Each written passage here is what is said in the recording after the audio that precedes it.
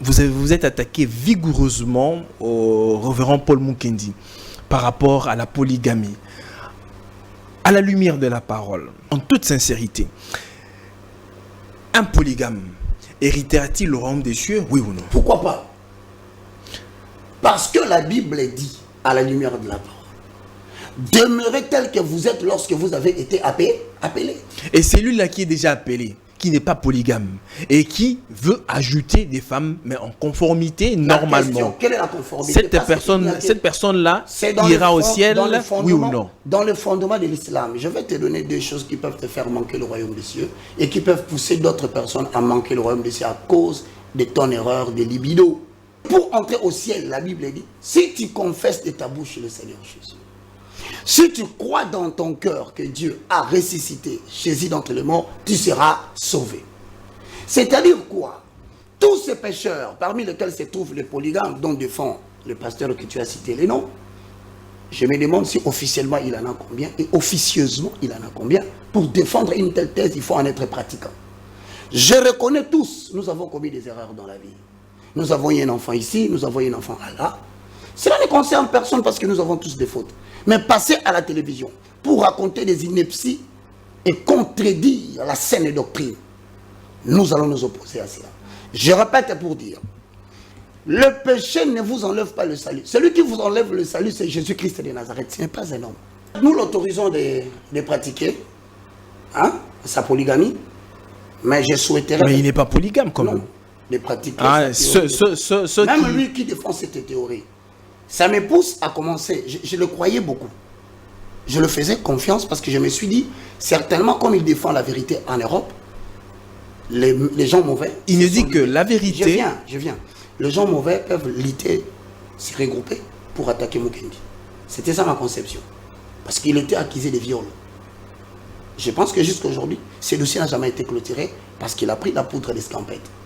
Je crois qu'un jour, moi qui crois qu'il est innocent, il y rentrera pour laver sa personnalité. Mais quand il défend des thèses pareilles, ça pousse certaines personnes à retourner en arrière pour se poser réellement la question, était-ce un montage contre lui ou à partir de sa propre défense, nous constatons qu'il a un certain appétit sur certaines choses qui relèveraient de la libido. Alors nous craignons beaucoup, avec tout le respect, je lui dirais, protégez votre personnalité. C'est pourquoi je te dis, lorsque vous quittez la saine doctrine, vous êtes en train de partir en enfer par le péché de procuration de votre gourou. Allez en enfer, ne fût-ce que pour vos propres péchés. Mais n'allez pas en enfer parce qu'un gourou qui prétend détenir une révélation particulière que tout le monde n'a pas reçue depuis l'apôtre Paul. Voici des conceptions des prédicateurs, des imaginations qui viennent tout droit de l'enfer. Comment pouvez-vous prétendre aujourd'hui que, entre guillemets, les combats spirituels consisteraient à chasser les démons, à se battre contre sa mère? Expliquez-moi ces faits. Mais il y a même de ces pratiques où vous allez à l'église, on te dit carrément que tu es sorcier et tu dois accepter. Et tu dois. Combien des enfants sont devenus des chégués dans la rue? Votre émission, mesdames et messieurs, très chers téléspectateurs, bonsoir et bienvenue à ce nouveau numéro de votre émission. Je reçois un homme de Dieu, éminent, serviteur de Dieu. Avec lui, nous allons devoir parler sur un sujet très intéressant. Lui, c'est l'évangéliste Roger Baka qui nous fait l'honneur de répondre à notre invitation. Comme je l'ai dit, nous allons devoir parler de comment dénicher ou bien comment reconnaître les sectes dans l'église du Christ. Alors je dis bienvenue, très cher homme de Dieu. Merci beaucoup, très cher frère. Que le Tout-Puissant de Jacob te bénisse. Merci à vous tous qui nous suivez à partir de la maison. Je suis le moindre, je m'appelle le plus petit de tous les serviteurs de Dieu, évangéliste Roger Baka. Comme appelle dans le livre d'Ésaïe chapitre 60, le verset 22, je paraphrase. Le plus petit deviendra un millier, le moindre deviendra une nation puissante. Moi, l'Éternel, j'ai atterré ces choses à leur temps. Me voici encore une fois de plus devant la table de la convocation de cette grande émission intitulée À la lumière de la parole. Je te dis merci de m'avoir invité. Très bien, merci beaucoup, très cher homme de Dieu. Comme je l'ai dit, mesdames et messieurs, nous allons en tout cas parler. Vous savez que l'homme de Dieu, quand il vient avec tous les éléments et il vient avec sa Bible. Et la majeure partie de ces émissions, vous voyez qu'il a sa Bible et il lit. Et donc la preuve à l'appui, c'est la Bible. Donc, laissons la Bible dire. Alors, ma première question, je voulais savoir, pourquoi vous passez la majeure partie de votre temps à vous attaquer à vos collègues serviteurs de Dieu ou bien aux pasteurs et aussi des artistes musiciens d'une certaine façon? Qu'y a-t-il? Bon, je pense que la réponse est biblique parce que nous sommes à la lumière de la parole. Nous sommes dans le livre de 2 Corinthiens. 2 Corinthiens. Au chapitre 11, le verset 13. 2 Corinthiens, chapitre 11, le verset 13. Pendant que vous y êtes à la maison, vous pouvez encore prendre les livres de Tite. Au chapitre 1, le verset 9, vous vous limitez au verset 11. Ok. Je crois que les amis qui sont à la maison, vous allez comprendre que je ne parle qu'à la lumière de la parole. Mon ami peut prendre, tu as pris quelle référence? Tite, j'ai pris. Moi, je prends alors 2 Corinthiens, chapitre 11, le verset 13. Ces hommes-là sont des faux apôtres, des ouvriers trompeurs, déguisés en apôtres de Christ. Et cela n'est pas étonnant, puisque Satan lui-même se déguise en ange de lumière. Il n'est donc pas étrange que ces ministres aussi se déguisent en ministres de justice. Leur fin sera selon leur œuvre. Si tu peux lire Tite. Je lis Tite chapitre 1 verset 9. Jusqu'à 11. Jusqu'à 11. Attaché à la vraie parole telle qu'elle a été enseignée, afin d'être capable d'exhorter selon la saine doctrine. Premièrement, c'est d'exhorter selon la saine doctrine. Deuxièmement, et de réfuter les contradicteurs. Donc nous avons des gens qui viendront contredire la saine doctrine que nous avons appris. Alors nous avons reçu mandat de refuter, c'est-à-dire par la voie de la parole, nous allons refuter ceux qui contredisent la lumière des Écritures. Si tu peux continuer.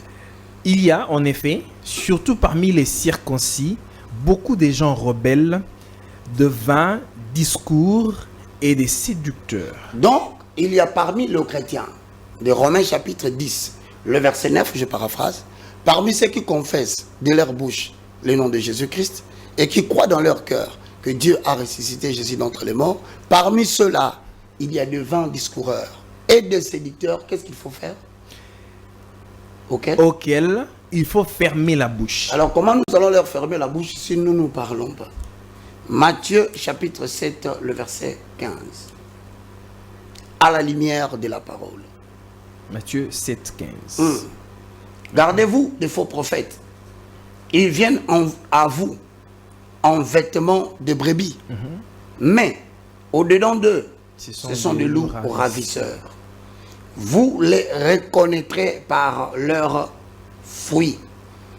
Autrement dit, il est question aujourd'hui, laissez-moi te le dire, le monde religieux apparaît aujourd'hui comme une mosaïque. Plus ou moins, si je ne me trompe pas, plus de 500 000 sectes qui prétendent tous appartenir à Jésus-Christ et qui nous promettent, qui nous conduisent vers la voie du salut. Mais lorsque vous faites une analyse approfondie, vous commencez à constater des contrastes par rapport à ce qui est écrit. Vous commencez à découvrir qu'il y a des conflits très graves et par conséquent, vous vous dites, ces gens ne vont pas nous conduire vers le futur qu'ils nous ont promis. Voilà pourquoi, dans 2 Pierre, chapitre 2, le verset 1 à 2, je paraphrase, il y a eu parmi des peuples des faux prophètes. Il y aura de même parmi vous des faux docteurs qui introduiront surnoisement des sectes pernicieuses qui, régnant le maître qui les a sauvés, attireront vers eux une ruine soudaine. Mon très cher frère, je souhaiterais que tu ailles en enfer pour tes propres fautes. Ne pars pas en enfer à cause du pasteur. Ce sont des péchés importés. Je préfère, moi, aujourd'hui, sauver le peuple. S'ils n'iront pas au ciel, ça sera pour leurs propres péchés. Non pas parce qu'ils ont accepté de suivre un secteur qui le conduit tout droit à l'enfer. Donc ça veut dire qu'il y a aussi des péchés importés. Alors avant d'entrer là, moi je voulais d'abord que vous puissiez réagir parce que vous vous êtes attaqué. Vous êtes attaqué vigoureusement au révérend Paul Mukendi par rapport à la polygamie. À la lumière de la parole, très cher homme de Dieu, scripturairement parlant, y a-t-il une disposition biblique qui empêche, qui interdirait la polygamie, scripturairement parlant, de l'Ancien jusqu'au Nouveau Testament? Vous savez, la Bible a dit à la fois il faut ajouter la connaissance. Dans le langage argumentaire, c'est la personne qui annonce le fait, qui doit prouver les preuves de ces inepties. Vous n'allez pas m'amener en justice et me demander de donner les preuves de vos incohérences. À celui qui dit que la Bible tolère la polygamie, c'est à celui qui est venu nous présenter les Écritures. Et je pense qu'il est important d'appliquer la connaissance à la pratique de la Bible. Ça veut dire quoi? Ça veut dire que ce que la Bible ne dit pas, vous ne pouvez pas l'inventer. Et ce que la Bible n'a pas non plus dit, on ne peut pas aussi... J'ai démontré clairement dans le livre de Genèse, Dieu créa l'homme et il créa une femme. Par déduction d'intelligence, Dieu n'a pas créé un homme avec deux femmes. C'est lui le créateur, c'est lui le concepteur, c'est lui le fabricant. Le fabricant a fabriqué un homme avec une femme. On vous donne la référence biblique. Vous voulez que moi je vous donne la référence où il a fabriqué un homme avec deux femmes? Il a dit, voici cette fois-ci, celui qui sera chair de ma chair, os de mes os. Vous voulez que je montre une écriture où la Bible dit, les os de mes os. À celui qui allègue le fait, ça c'est l'intelligence. Voilà pourquoi je dis toujours aux amis, en toute humilité, essayons d'aller un peu plus loin dans les études. Parce que ce n'est pas bon. Depuis un certain moment donné, je suis convaincu que Dieu agit autant avec un illettré, autant avec un homme qui a beaucoup étudié. Mais regardez bien dans les Saintes Écritures. Je conseille tous les jeunes serviteurs de Dieu de fournir des efforts pour aller plus loin, d'étudier, de faire le graduat, de faire la licence, d'aller jusqu'en doctorat. Pourquoi? Parce que certaines personnes estiment que le monde chrétien est rempli de vauriens, chose que je ne veux pas encore gober. Le monde chrétien est rempli de brouillards, de citoyens qui sont prêts à aller dans le royaume des cieux, mais qui se préoccupent moins, excusez-moi, de la connaissance scientifique. Alors nous voulons créer une nouvelle génération. Pourquoi je dis ça? Parce que nous allons à l'école, il y a un cours en premier graduat, je crois que c'est dans toutes les facultés confondues, la logique, expression écrite et orale.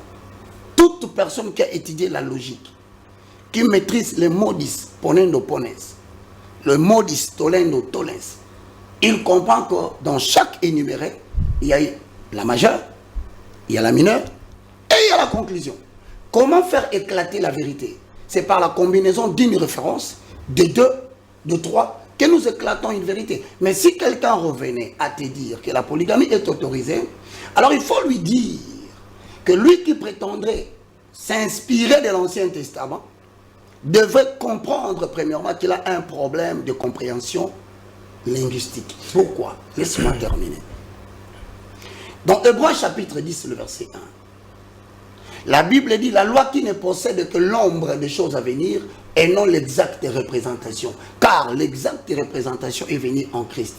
Jésus aussi a dit, il est écrit, il est aussi écrit. Pourquoi Jésus il a a dit ça? dit que Jésus je ne remettait suis en pas cause. venu abolir la loi, Ok. mais accomplir. Voilà pourquoi il a pris la forme de l'animal qu'on était en train de tuer. C'est ça l'accomplissement. Je ne suis pas venu interdire la loi selon laquelle on ne doit plus offrir des sacrifices de béliers ou de taureaux. Je suis devenu le bélier. C'est ça, accompli. C'est-à-dire, j'ai pris la place du bélier. J'ai exécuté le devoir du bélier. Par conséquent, il est souverain sacrificateur selon l'ordre de Melchizedek et son sacerdoce est intransmissible.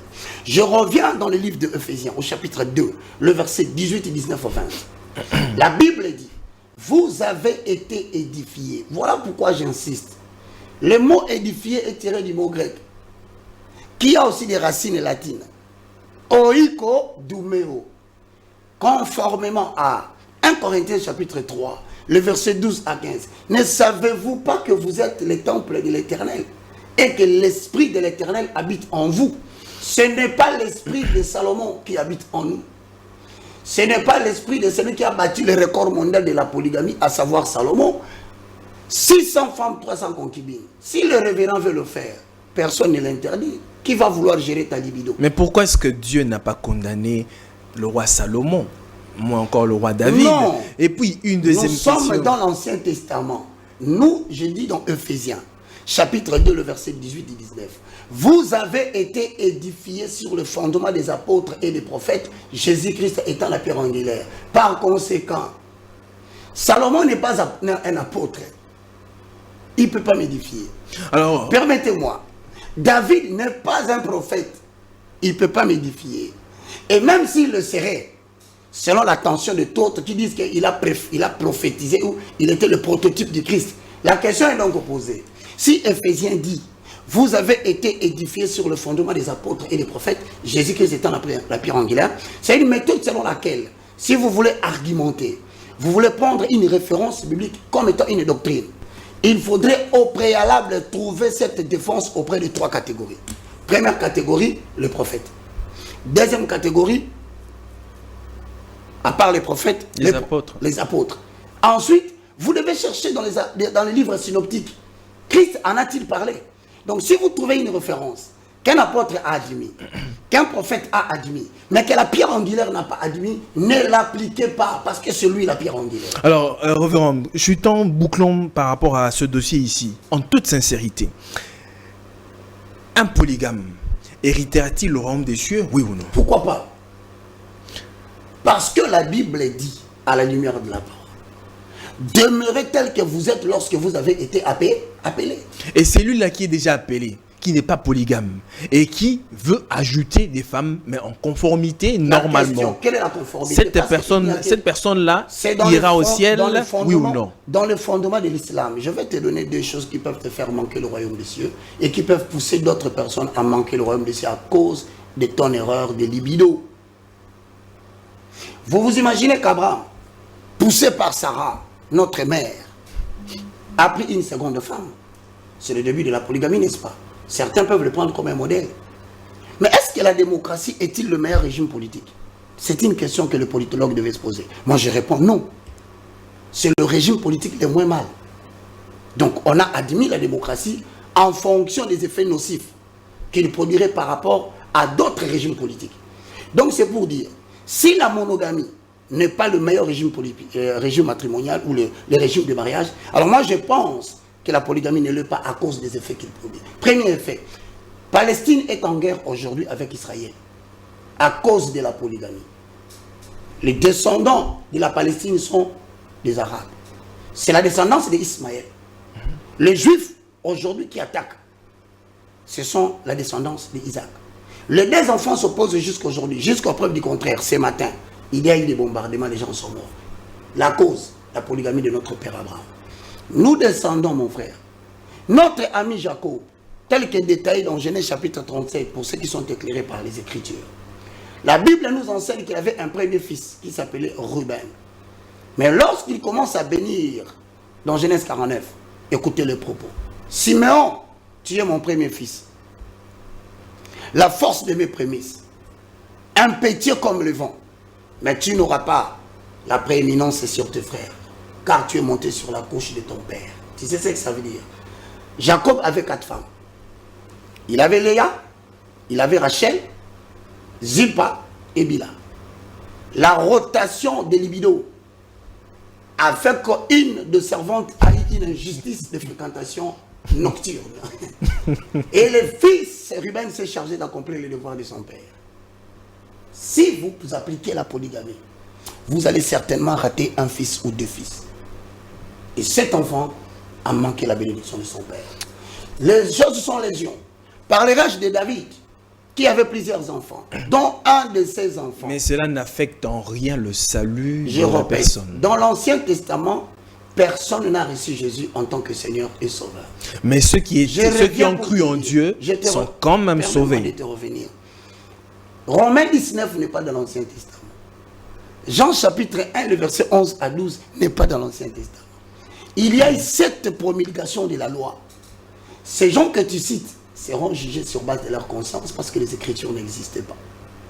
Donc, ça veut dire en d'autres termes, demandez plutôt à Dieu comment va-t-il exécuter ces jugements de conscience. Parce que nous, aujourd'hui, nous jugeons sur base des écrits à partir de Matthieu jusqu'à Apocalypse. Il y avait quand même des livres, il n'y avait-il pas la Torah? Je te confirme, la Torah, les livres, la loi est venue avec Moïse. Évidemment. Tous ceux qui ont vécu avant ont appartenu au régime où Dieu parlait lui-même avec les autres. C'est comme ça que Dieu témoignait Noé. Laissez Dieu témoigner les gens de l'Ancien Testament. Qui suis-je moi, Baka, pour les dire? Mais je dis par rapport au Nouveau Testament, écoutez-moi bien. Le péché ne vous enlève pas le salut. Le péché n'enlève pas le salut. Exactement. Parce que pour entrer au ciel, la Bible dit, si tu confesses de ta bouche le Seigneur Jésus, si tu crois dans ton cœur que Dieu a ressuscité Jésus d'entre les morts, tu seras sauvé. C'est-à-dire quoi? Tous ces pécheurs, parmi lesquels se trouvent les polygames, dont défend le pasteur que tu as cité les noms, je me demande si officiellement il en a combien, et officieusement il en a combien. Pour défendre une telle thèse, il faut en être pratiquant. Je reconnais tous, nous avons commis des erreurs dans la vie. Nous avons eu un enfant ici, nous avons eu un enfant là. Cela ne concerne personne parce que nous avons tous des fautes. Mais passer à la télévision pour raconter des inepties et contredire la saine doctrine, nous allons nous opposer à cela. Je répète pour dire, le péché ne vous enlève pas le salut. Celui qui vous enlève le salut, c'est Jésus-Christ de Nazareth. Ce n'est pas un homme. Mais le péché a des conséquences réelles au niveau de votre dimension spirituelle. En accord avec 1 Thessaloniciens, chapitre 5, le verset 23 à 24, je paraphrase. Que le Dieu de paix vous sanctifie lui-même tout entier, l'esprit, l'âme et le corps, et que tout votre être soit conservé irrépréhensible jusqu'à l'avènement de notre Seigneur. Ça veut dire quoi? Le péché détruit votre communion avec Dieu, ce qui est une première faculté de l'esprit. L'esprit, c'est là où habite le Saint-Esprit. Et il a 3 facultés. La première faculté, c'est la communion. C'est le fait d'entrer en contact avec Dieu par la prière, en intelligence ou la prière en esprit. Encore avec 1 Corinthiens 14, 14 à 15, je passe. Il y a l'intuition. C'est une des facultés de ton esprit avec le petit e. C'est la capacité d'entendre Dieu quand tu parles, parce que tu lui as parlé, il doit te parler. Maintenant, il y a la 3e, c'est la conscience. C'est une voix intérieure que Dieu nous a donnée, qui nous réprime lorsque nous posons un acte qui n'est pas bon ou qui est un acte qui est mauvais. Autrement dit, si vous persévérez dans le péché, mettez-vous en tête, vous allez continuer à détruire votre communion avec Dieu, ce qui peut aboutir à une mort physique précoce. Regarde bien, le diable, avant d'atteindre un homme de Dieu, avant de le toucher, il doit arriver à compromettre cet homme avec celui qui l'a sauvé. Voilà pourquoi lorsque Balaam a commencé à prophétiser le mal contre Israël, l'Éternel n'a pas exécuté. Et Balak a dit, mais je t'ai dit de les maudire, ne les bénis pas. À la fin, ils ont dit, poussons-le à pécher contre leur propre Dieu. Je vais conclure en disant, parmi les 5 malédictions, je cite 2. Les 5 choses qui engendrent la malédiction dans un pays, dans une famille, dans une église. Le premier, c'est la polygamie. Et le deuxième? L'indulgence parentale. Très bien. Révérend, nous allons directement entrer dans notre sujet. Excusez-nous, nous avons pris un peu le temps là pour aborder cette partie qui était très importante. Mais en fait, nous l'autorisons de pratiquer sa polygamie. Mais je souhaiterais... Mais il n'est pas polygame quand même. De pratiquer même lui qui défend cette théorie. Ça me pousse à commencer. Je le croyais beaucoup. Je le faisais confiance parce que je me suis dit, certainement, comme il défend la vérité en Europe, les gens mauvais... Il nous dit que la vérité... Je viens. Les gens mauvais peuvent lutter, se regrouper pour attaquer Mukendi. C'était ça ma conception. Parce qu'il était accusé de viol. Je pense que jusqu'à aujourd'hui, ce dossier n'a jamais été clôturé parce qu'il a pris la poudre d'escampette. Je crois qu'un jour, moi qui crois qu'il est innocent, il y rentrera pour laver sa personnalité. Mais quand il défend des thèses pareilles, ça pousse certaines personnes à retourner en arrière pour se poser réellement la question, était-ce un montage contre lui ou à partir de sa propre défense, nous constatons qu'il a un certain appétit sur certaines choses qui relèveraient de la libido. Alors nous craignons beaucoup, avec tout le respect, je lui dirais, protégez votre personnalité. Et moi je suis parmi ceux qui croient que vous n'avez pas à pratiquer les viols là où on vous a poursuivi. Très bien. Alors, qu'en est-il d'une secte et comment définissez-vous une secte? Le secte est un parti formé d'un certain nombre de personnes qui prétendent suivre une discipline. Mais dans la définition étymologique, le mot secte dériverait du mot latin sequi, qui veut dire suivre.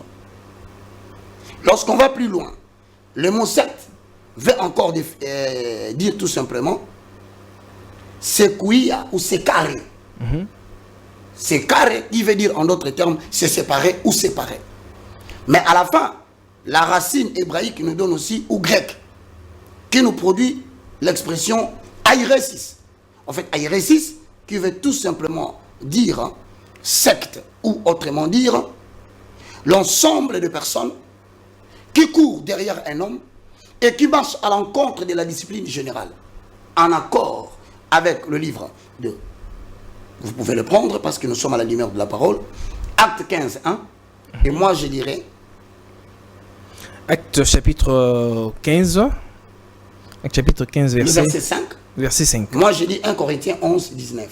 Très bien. Alors que quelques-uns du parti des pharisiens qui avaient cru s'élevèrent en disant qu'il fallait circoncire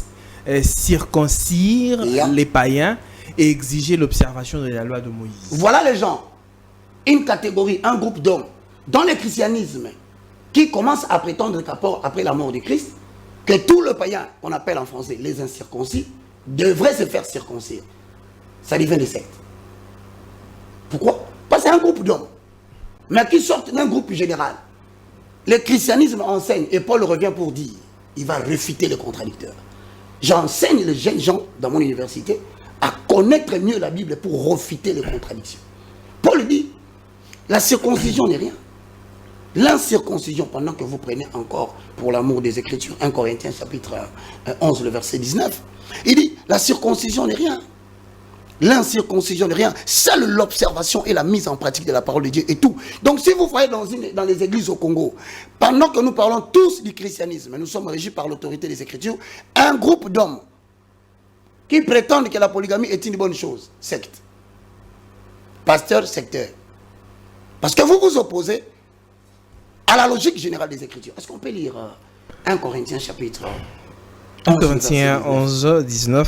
À la lumière de la parole. Hein. Oh oui. Ouais. Car il faut qu'il y ait aussi des sectes parmi vous, afin que ceux qui sont approuvés soient reconnus comme tels au milieu de vous. Christ l'appuie par les écrits de l'apôtre Paul. Il dit, il faut qu'il y ait parmi vous des sectes. Et je peux te confirmer, sur le mouvement dénominationnel chrétien, ministère la colonne vertébrale de l'Éternel, ministère le barbe de l'Éternel, ministère les orteils droits de l'Éternel, toutes ces dénominations, je te confirme, avec l'aide du Tout-Puissant et sous l'autorité du Saint-Esprit, il n'y a pas moins de 95 sectes qui existent parmi les églises prétendant appartenir à Christ et qui veulent nous mener vers le salut. Je vais te dire, mon frère, du temps de Jésus-Christ, hein, on distinguait chez les Juifs, pendant ce jour de terre, il y avait diverses sectes. Vous pouvez voir dans Actes chapitre 5, le verset 17, pendant que moi je pilogue, Actes chapitre 5, le verset 17. On avait les pharisiens, dans Actes 26, 5. On avait le Sadducéen, Actes 5, 17. Vous pouvez lire. J'ai parlé de Actes 5, 17. Voilà. Cependant, le souverain sacrificateur et tous ceux qui étaient avec lui, savoir le parti des Sadducéens, s'élevèrent remplis de jalousie. Donc, le mot secte dans le Nouveau Testament s'applique aussi aux mouvements religieux qui ont quitté la saine doctrine. Tout mouvement religieux Qui quitte la sainte doctrine devient une secte. Voilà. Et si vous voulez en avoir les preuves à la lumière de la parole, dès Timothée chapitre 4, le verset 3, pendant que moi je prends Tite 1, 9. Je parle de dès Timothée chapitre 4, le verset 3. Moi je prends Tite 1, 9.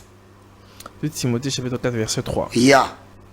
Car il viendra un temps où les hommes ne supporteront pas la sainte doctrine. Premier point.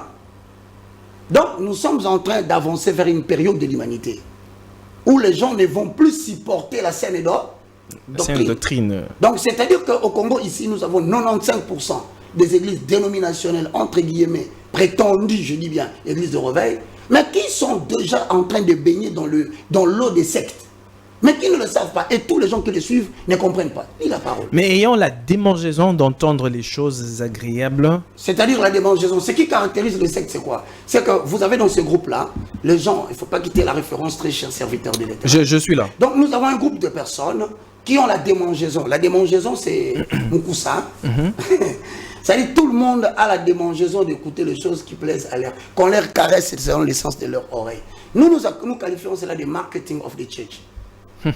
You are marketing the church, and so you are doing your best to choose the kind of topic that people like too much.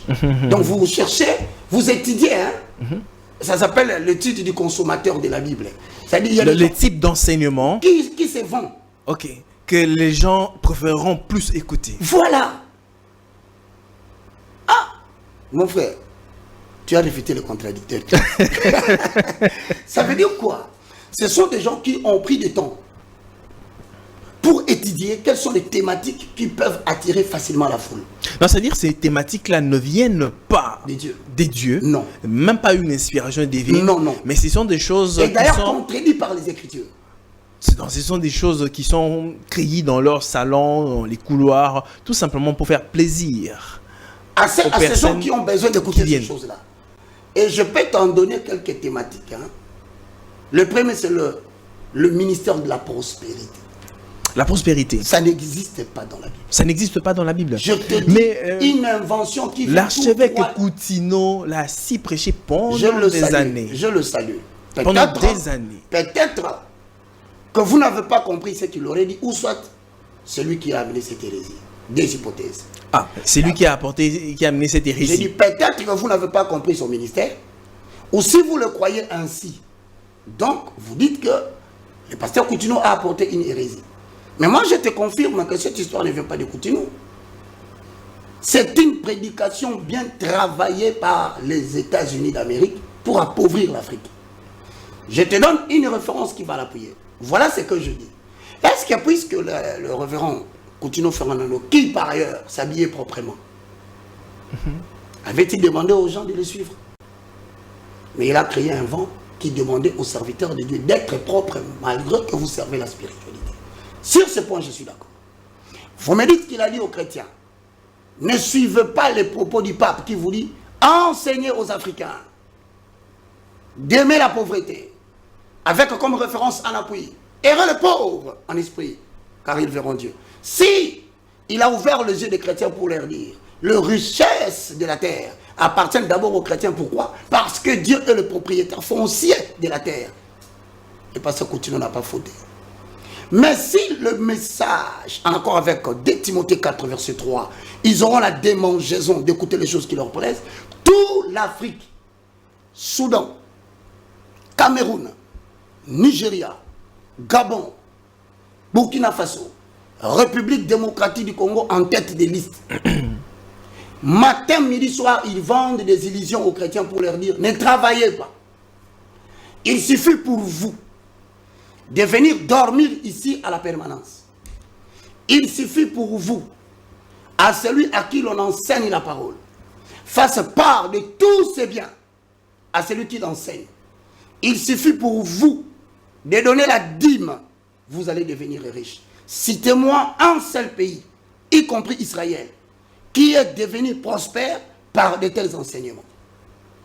Et si donc, par exemple, vous ne me citez pas, je vais dire que cette prédication est dangereuse, en accord avec 1 Timothée, chapitre 6, le verset 6, lisons là. Alors, vous avez parlé de la prospérité, il y a encore...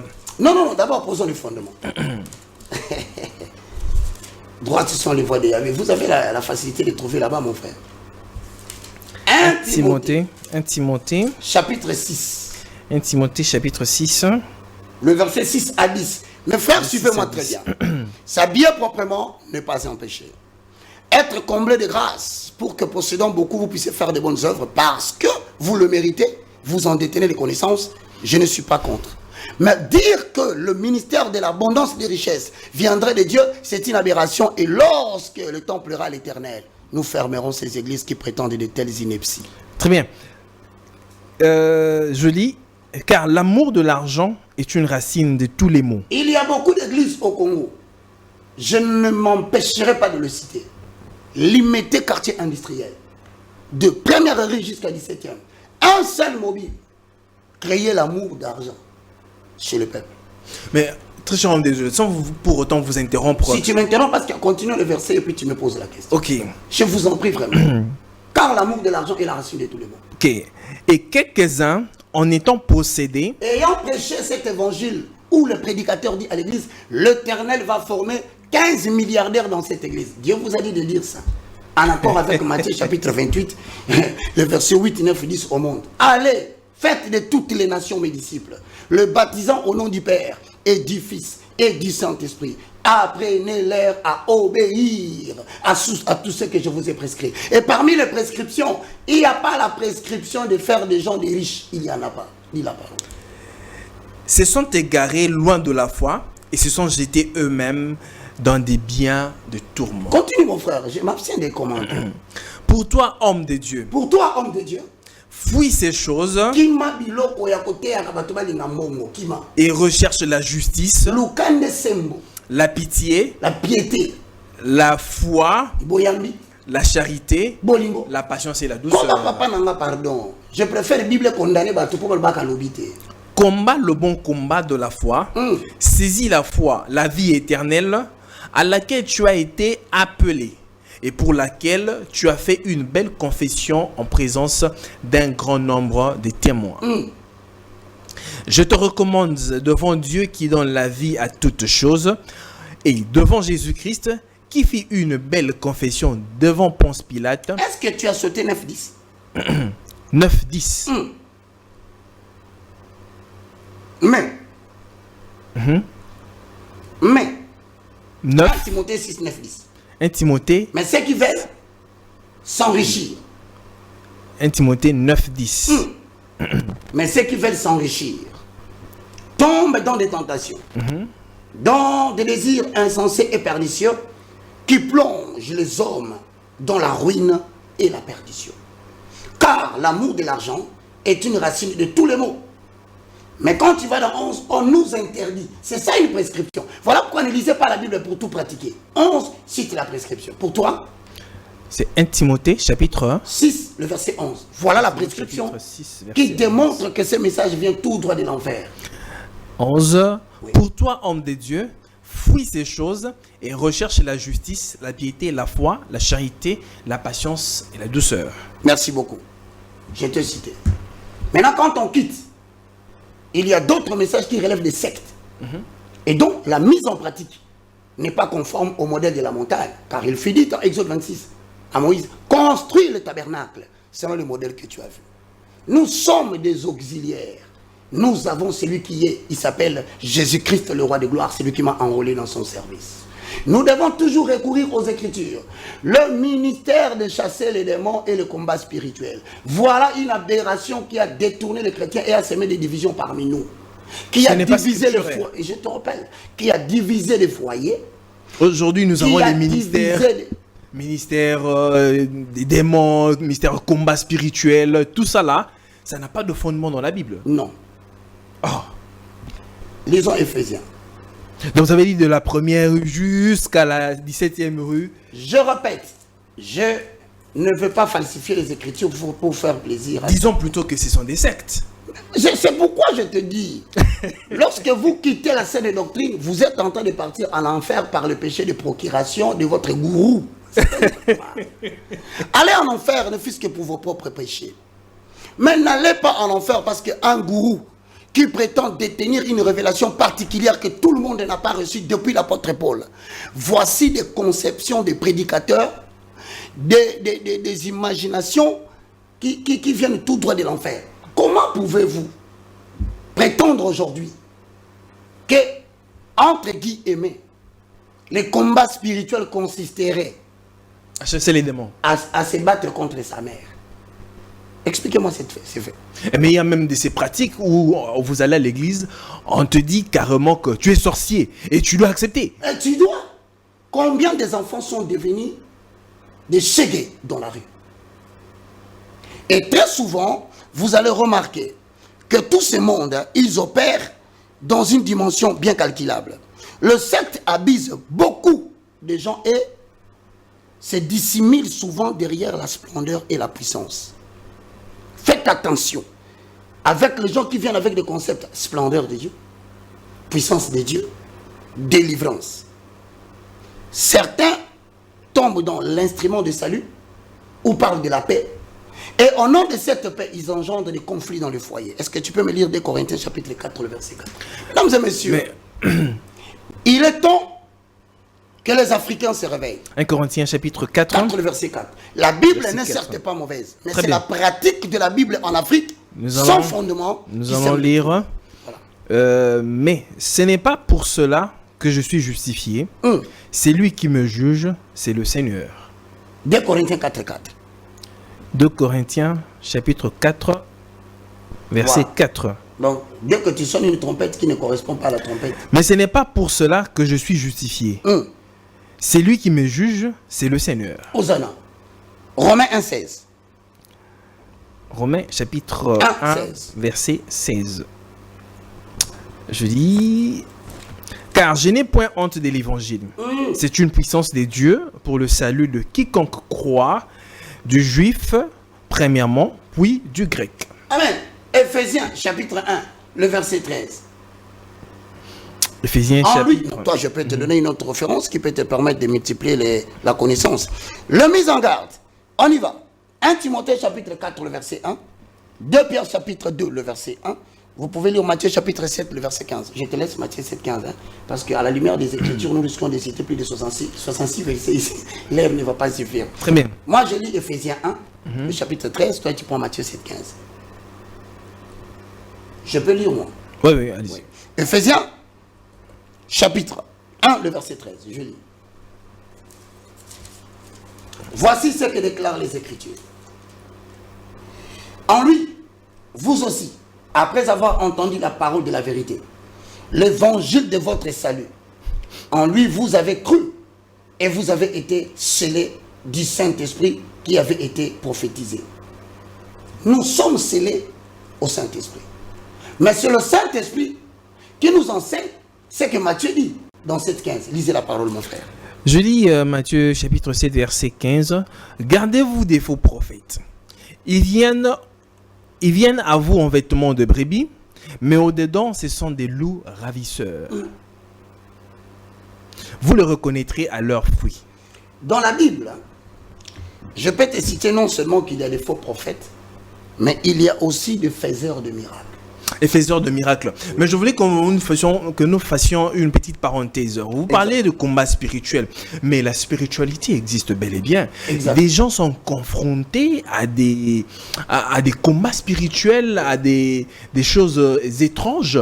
Mais comment, si par exemple vous dites que il n'est pas scripturaire, comment faire face à ces choses Très belle question. que les gens rencontrent quotidiennement? Bon, quand tu dis à quelqu'un que ton père est sorcier, qu'il ne faille même plus avec tous les amis de l'étranger qui ont diminué le transfert familial, ils n'envoient plus de western, ils n'envoient plus de MoneyGram à leur papa parce que quelque part on leur avait dit que son papa était l'objet du malheur qu'il est en train de vivre. Comment vous pouvez raconter de tels incongrès?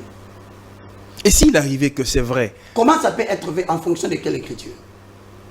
En fonction de quel soubassement? Moi, j'ai des soubassements. Si on peut aller vite en Éphésiens besogne, chapitre 6. la sorcellerie n'existe pas. Non, vous parlez de la spiritualité. La spiritualité. C'est la relation entre Saint-Esprit et l'Esprit de l'homme. La spiritualité. La spiritualité. Oui, c'est la relation entre le Saint-Esprit et l'Esprit de l'homme. Voilà pourquoi vous verrez dans la Bible, il y a deux types d'esprits. On écrit « et » avec « e » majuscule, c'est le Saint-Esprit, et avec le « e » minuscule, c'est ton esprit. Si vous ignorez la force maléfique, ça veut dire que le diable n'existe pas. Vous parlez de spiritualisme. C'est la déviation de la spiritualité que vous appelez ici combat spirituel, donc de délivrance et machin. Donc il y a une différence entre spiritualisme et spiritualité. Oui. La spiritualité, c'est autre chose. La spiritualité, d'ailleurs, lorsque vous allez dans le livre de 1 Corinthiens chapitre 12, c'est bien mentionné, sur ce qui concerne les choses de l'esprit. On ne dit pas sur ce qui concerne les choses de du spiritualisme. Et d'ailleurs, le mot « chose » est employé par les traducteurs pour faciliter la compréhension. Mais allez vérifier dans le texte original, les choses n'existent pas. On dit sur ce qui concerne l'esprit, autrement dit, les mouvements divins de Dieu, la relation entre le Saint-Esprit et votre esprit, je vous prie, frère, de ne pas être dans l'ignorance. Beaucoup de gens meurent au Congo à cause de mon peuple périt faute de connaissances. Vous prêchez l'évangile, mais vous ne leur donnez pas les fondements du christianisme. Si vous dites qu'aujourd'hui, la spiritualité, selon ton approche, tu dis, comment pouvez-vous lutter contre les phénomènes spirituels? Comment pouvez-vous lutter contre les attaques des démons? Évidemment. On va dans Éphésiens chapitre 6. Et frères, tout ce que je défends est dans la Bible que vous lisez. Je n'invente rien, c'est le temps de la réformation. Nous devons revoir la spiritualité mal enseignée au Congo qui a fait de nous les esclaves d'une certaine race. Éphésiens chapitre 6. Le verset 11. Le verset 11. Et on va s'arrêter peut-être à 15. On n'est pas pressé, hein? On reviendra ici pour peut-être dénoncer le but, les modes opératoires. Revêtez-vous de toutes les armes de Dieu, afin de pouvoir tenir ferme contre les ruses du diable. Tu viens de me poser la question, comment faire pour lutter contre les démons, les principautés, les esprits mauvais qui nous attaquent? Voici la première réponse. Ne chasse pas ton père. Ne haïs pas ta maman. Ne chasse pas ton fils. Tel qu'enseigné qu'il faut connaître l'état d'âme de certaines personnes. Prouvez-moi cela dans la Bible. Non, restons dans les Écritures, permets-moi. Oui. Parce que l'argumentaire est très important quand la référence est donnée. Oui. C'est qui comprend les Écritures. C'est très correct. La Bible dit revêtez quoi? Revêtez-vous des armes des dieux afin de pouvoir tenir ferme contre les ruses du diable. Donc Dieu a des armes qu'il donne aux chrétiens humains. Quelles sont ces armes-là que Dieu donne? 12. Car nous n'avons pas à lutter contre la chair et le sang. Pourquoi Paul dit nous n'avons pas à lutter contre la chair et le sang? C'est parce que l'être humain est composé de quoi? De la chair et le sang. Donc des éléments chimiques. Donc toi, ouais. Tu n'as pas à lutter contre ton semblable humain. Voilà ce que Paul voulait dire pour ceux qui ne comprennent pas les Écritures. Pour ton père est revêtu de sang et de chair. Paul défend toute personne qui prétendrait attaquer les esprits mauvais en faisant de l'être humain créé par Dieu son ennemi. Et il est dans une fausse route. Ok, ici c'est la dimension physique. C'est-à-dire nous n'avons pas à lutter contre les dimensions physiques. Alors pourquoi on va te dire de ne pas aimer ton père, de chasser ton frère à la maison parce qu'il complique? Là, vous faites une guerre physique.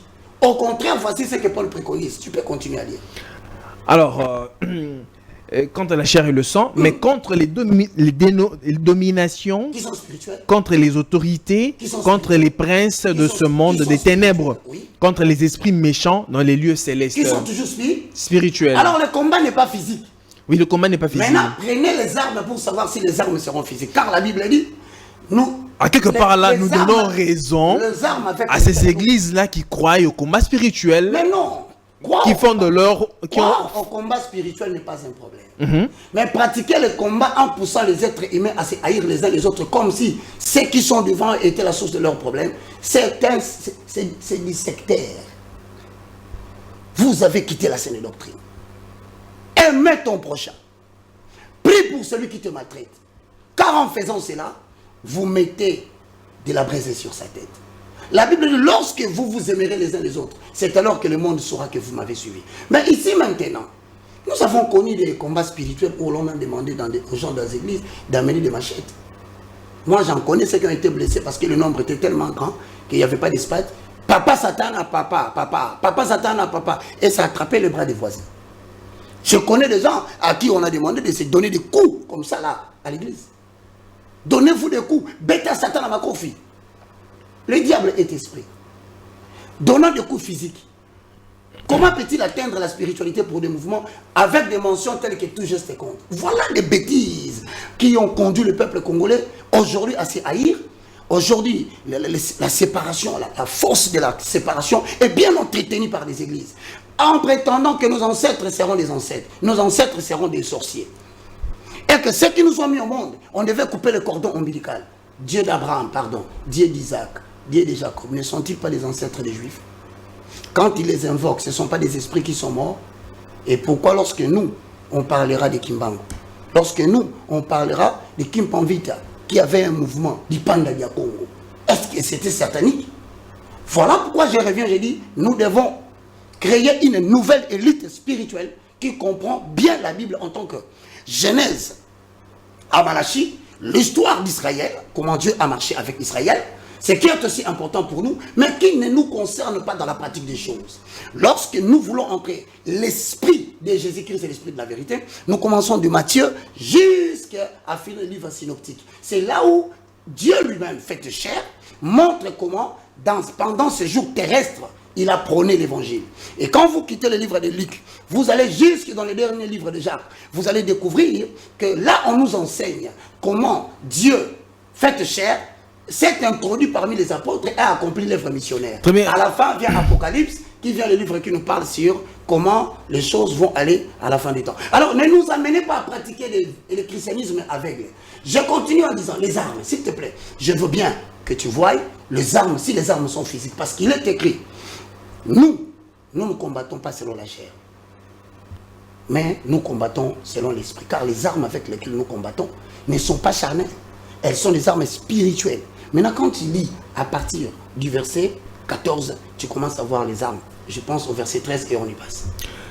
Tenez donc ferme, ayez à vos reins la vérité pour ceinture. Est-ce que la vérité est une arme physique? Non. Revêtez la cuirasse de la justice. Est-ce que la justice est une arme physique? Enseignez-leur la justice si vous n'avez pas de message. Mettez pour chaussure à vos pieds le zèle que donne l'évangile de paix. Tout ce que Paul cite, ce sont les armes que revêtaient les soldats romains, parce que l'écriture de Éphésiens chapitre 6 a été écrite lorsque Paul était en prison. Pendant qu'il est en train d'observer un soldat romain pour voir quelles sont les armes qu'il a, c'est alors que Paul détecte que le soldat romain a cette arme. Mais reverend, permettez-moi. Il y a quelqu'un qui a un cas un peu compliqué au sein de son foyer, qui a une situation, en tout cas, irréversible. Bon, je peux aller à la dimension humaine irréversible. Qui a un cas, je ne sais pas moi, un cas d'un enfant, d'une cousine, d'une mère ou bien d'un père qui complique la famille spirituellement. Que dire? Maintenant, dès que vous citez des armes là, on ne veut pas appliquer la vérité pendant que la personne, vous voyez comme ça, que cette personne est en train de me créer des problèmes dans ma propre vie. Vous n'allez pas appliquer la vérité ou bien la cuirasse telle que c'est mentionné là. Je peux te donner la parole. Comment tu peux l'appliquer? Comment? Regarde dans Éphésiens chapitre 6 toujours, vers le verset 13, tu vas voir comment il va l'appliquer. Éphésiens chapitre 6, verset 13. Le père, le patriarche des anciens, cède le leadership de l'église entre les mains de la nouvelle élite. S'il vous plaît, toutes ces aberrations, vous les avez entendues, vous les avez vues, ça conduit le Congo au gouffre, ça fait que tout de Congolais, il y a une fuite des cerveaux, il y a ceux qui dénoncent cette cabale contre l'avenir de la RDC par l'église, vous vous taisez. S'il vous plaît, je demande à la jeunesse, venez appuyer votre mère, l'église a besoin de ses dignes fils. Une belle question qui vaut une belle réponse, on y va. Éphésiens chapitre 6, verset 13. C'est pourquoi prenez toutes les armes des dieux afin de pouvoir résister dans le mauvais jour et tenir ferme après avoir tout surmonté. Maintenant, il dit prenez quoi? Toutes les armes des dieux. Ajoutez. Prenez la première arme. Tenez donc ferme, ayez à vos reins la vérité. Le rein, c'est où? Au niveau de la hanche. C'est là. Ouais. Maintenant, pour savoir ce que Paul dit, droites sont les voies de Yahvé. Le peuple périt faute des révélations. S'il n'y a pas de révélation dans le pays, il n'y aura pas de changement. Je te donne cet exemple. Paul dit, ayez la vérité pour la ceinture au rein. Pour comprendre comment appliquer la vérité, il faut comprendre le fonctionnement du rein. Le rein produit quoi pour détoxifier le corps? L'insuline. Tous les déchets que consomme le corps par la voie orale sont détoxifiés par le rein, à défaut desquels vous souffrez de l'insuffisance rénale. Donc Dieu considère que l'homme spirituel a des reins, mais les reins qui ont pour objectif dans le fonctionnement de détoxifier le corps contre les déchets. Maintenant, la vérité dans la vie de l'homme joue le rôle de rein au niveau de l'esprit. Si il y a des déchets que les gens veulent introduire dans votre vie en vous attaquant spirituellement, la première arme qui vous permet de le réfuter, de le chasser comme le saleté dans l'océan, de repousser les attaques démoniaques, en accord avec Ésaïe chapitre 54, verset 14. Les querelles, les persécutions, les maladies, toutes ces choses, vous pouvez les détoxifier de votre esprit si vous appliquez la vérité. Quelle est la vérité? Suis maintenant la suite. Nous sommes en train de chuter. Non, mais je veux que tu prennes un autre. J'avais une question, trois questions. Tu vas revenir. Ça va te permettre de savoir comment. Maintenant, l'église ne prêche pas la vérité. Comment vous êtes dans une église qui ne vous prêche pas la vérité, vous allez résister contre les attaques du diable? Ce sont des ruses. Nous descendons au niveau de 15. Merci pour ta compréhension. Mettez pour chaussure à vos pieds le zèle que donne l'évangile de Autrement, Père. Paul dit, l'homme spirituel ne porte pas les chaussures du soldat romain. À quoi servent les chaussures, mon frère? Dans chaque terrain, il y a des chaussures appropriées. Vous n'allez pas porter les bottines là où on fait les champs. Vous n'allez pas porter le kojo sur un terrain de football. C'est-à-dire que dans les terrains de l'évangile, chaque homme devait chercher à savoir quel est pratiquement les dons que Dieu lui a donnés et l'arme adaptée à son corps. Si Dieu vous a désigné dans la Bible pour être prédicateur, vous n'allez pas vouloir, bien aimé dans les Seigneurs, devenir une jambe. Parce qu'au prédicateur, on donne l'épée de la parole parce que c'est la main qui le touche. Mais si toi, tu t'auto-décides de devenir la jambe, comment la jambe toucherait-il l'épée? Ça veut dire, on doit vous enseigner sur la découverte de certains dons que vous avez et quelles sont les armes qui sont appropriées parce que la grâce n'est pas ta grâce. L'appel n'est pas ton appel. Il y a un style de vie approprié à chaque appel. Les chaussures, sur le plan terrestre, c'est pour éviter de pétiner n'importe quoi. De la même façon, la personne qui a les ailes de l'évangile marchera partout. Je te donne l'exemple. Dans ces pays, il y a des magiciens. Dans ces pays, il y a des francs-maçons que je salue. Il y a beaucoup de pratiquants de la magie qui touchent les institutions entre leurs mains. Voulez-vous dire que tout ce que je dis à la télé, si je suis vivant, je marche tranquillement, mais c'est parce que je suis meilleur que les autres? Non. C'est parce que je prône la vérité et la vérité me protège. Très bien. Alors, deux, trois petites questions pour clore de cette émission. Oui. Révérend, le combat spirituel existe, oui ou non? Et les liens familiaux. Les liens familiaux, tout ça là. Ça existe, oui ou non? Tu peux prendre 1 Corinthiens chapitre 5, le verset 16 à 17. Il faut signaler au peuple que les questions que tu me poses là, tu ne m'as pas préparé. 2 Corinthiens. 2 Corinthiens. Ouais, chapitre 5. 2 Corinthiens, chapitre 5. Le verset 15 à 16. Verset 15 à 16. Et qu'il est mort pour nous. Et qu'il est mort pour tous, afin que ceux qui vivent ne vivent plus pour eux-mêmes, mais pour celui qui est mort et ressuscité pour eux. Comment tu peux parler des liens quand quelqu'un a reçu Jésus? Parce que je ne vis pas pour moi, je vis pour Christ. Il est mort pour nous tous.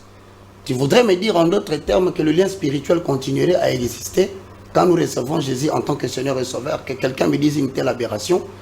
Je me permettrai de demander à l'autorité politique, en s'alliant le ministre d'État, le ministre de la Justice, pour outrage à la vérité, 20 ans de prison au même titre. Donc, vous alliez au pasteur Atoms qui dit carrément les liens familiaux n'existent pas. Vous partez dans une thématique qui risque encore de me créer des problèmes. je vais te donner une différence entre Atoms d'hier et Atoms d'aujourd'hui. Oh, il y a une différence entre Atoms d'hier et Atoms d'aujourd'hui. Je parle de Atoms personnalité. Comme Roger Bach a personnalité, tout le monde a le droit de porter son jugement sur moi. Parce qu'il semble qu'aujourd'hui, les gens sont devenus spécialistes en matière de procès. Plutôt que de venir défendre les Écritures, ils vont visiter les maisons des gens quand ils disent son nom à la télévision. Vous avez beaucoup changé maintenant. Hein? Je parle d'Atoms, la question vient de toi. Atoms adorons l'Éternel avec Alain Moloto. Cherche-moi une seule chanson d'Alain Moloto qui a chanté les démons ou les liens de famille.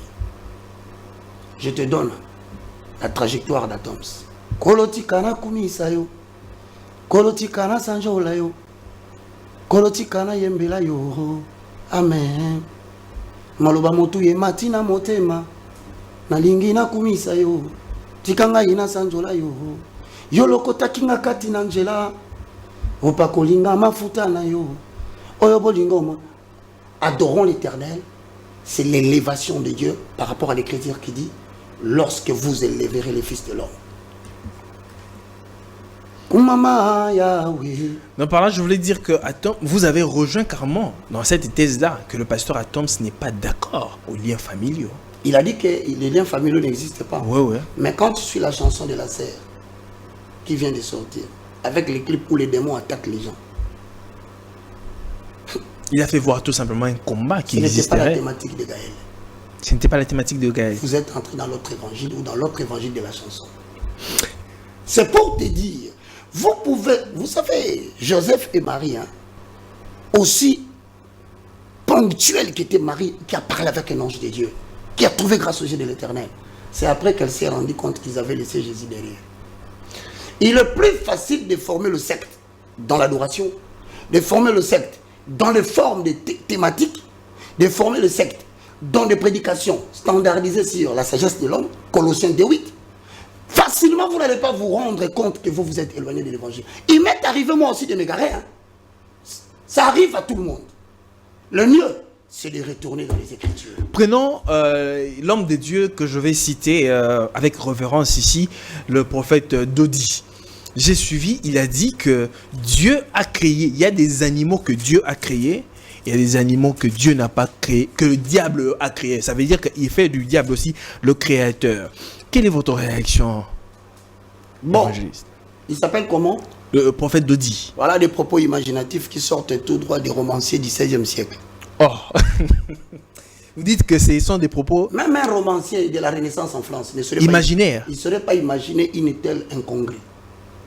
Il faut qu'on soit quand même dur avec vous pour que vous arrêtez de blasphémer le nom de Dieu devant la télévision. Il y a eu un temps où vous étiez intouchables, les hommes de Dieu au Congo. Il y a eu un temps quand quelqu'un citait le nom d'un patriarche, on lui disait même que Babomon a bouté le lot. Vous êtes content qu'on dise que lorsqu'on parle de la Bible, vous êtes capable de tuer des gens. Ça vous fait des plaisirs?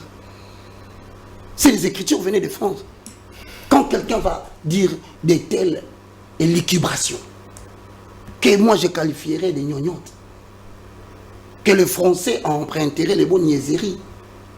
C'est fort comme propos. Mais je te dis, ce sont les Français qui appellent ça comme ça. Je ne dis pas lui, je dis les propos. Ouais. Tu sais pourquoi? Il a manqué de respect envers Dieu. Et je vois des fanatiques.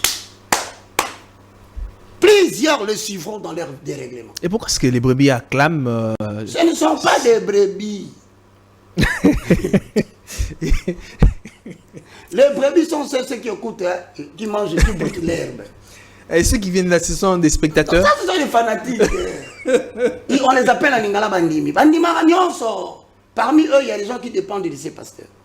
Pour le loyer, il n'a pas le choix. Il doit acclamer. Ngoulou.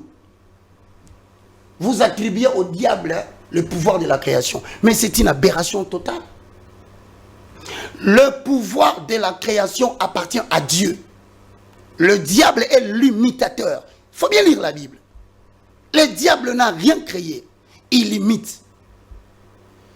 Maintenant, pour vous poser les fondements, vous faire avaler les rouleaux, cher Dodi, avec beaucoup de respect, hein? Je ne vous connais pas trop, mais voilà vos propos diffamatoires contre l'autorité des Écritures. Venez de nous parvenir. Genèse chapitre 1, le verset 1. Nous allons chuter par là. Genèse chapitre 1. Le verset 1. Genèse chapitre 1, verset 1. Au commencement, Dieu créa les cieux et la terre.